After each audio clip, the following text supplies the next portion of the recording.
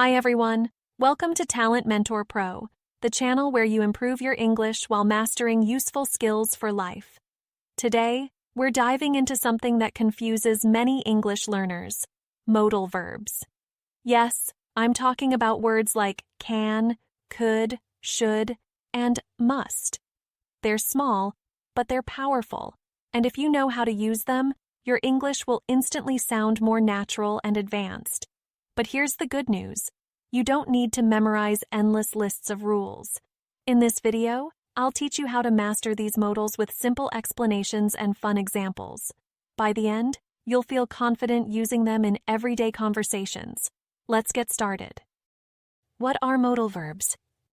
Modal verbs are special helper verbs that show things like ability, possibility, advice, or obligation. Think of them as tools that add meaning to your sentences.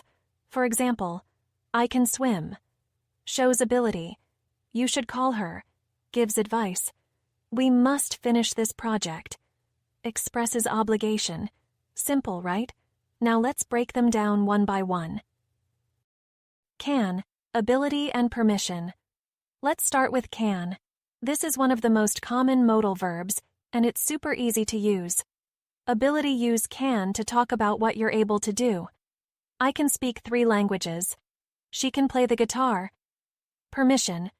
You can also use can to ask for or give permission. Can I borrow your pen? You can use my laptop.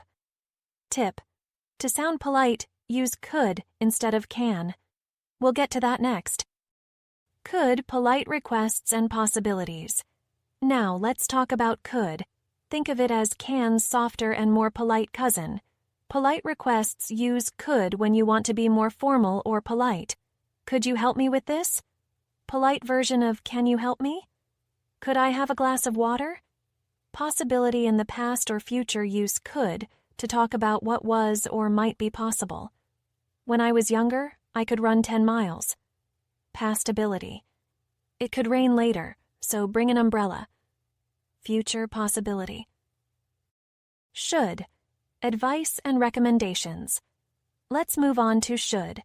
This modal verb is your go-to for giving advice or making recommendations. Giving advice. You should study more if you want to pass the exam. She should apologize for her mistake. Expressing expectations. Use should to talk about what's expected to happen. The train should arrive at 5 p.m. We expect this to happen.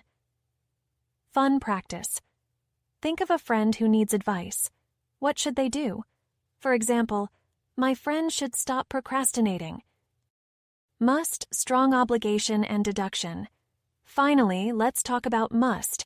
This is a strong modal verb used for obligations and logical conclusions. Obligation: use must when something is necessary or required. You must wear a helmet when riding a bike. We must finish this report by Friday. Logical deduction: use must to express certainty or make a strong guess. He's not answering his phone. He must be busy. We're certain this is true. Tip. For negative obligations, use must not. For example, you must not touch that. It's dangerous. Comparing the modals. Let's quickly compare these modals to see how they differ. Can, ability or permission. Could, polite requests or possibilities. Should, advice or expectations. Must, strong obligation or logical deduction. Here's a fun sentence using all 4. I can learn English quickly. I could improve even more with practice. You should try it too. And you must believe in yourself. And that's it for today. Now you know how to master can, could, should, and must. These small but powerful words will make your English much more dynamic and natural. If you enjoyed this video, don't forget to like, share, and subscribe to Talent Mentor Pro. And remember, for exclusive tips and lessons, join our newsletter by emailing contact@talentmentorpro.es. Thank you for watching, and I'll see you in the next video. Keep practicing and improving.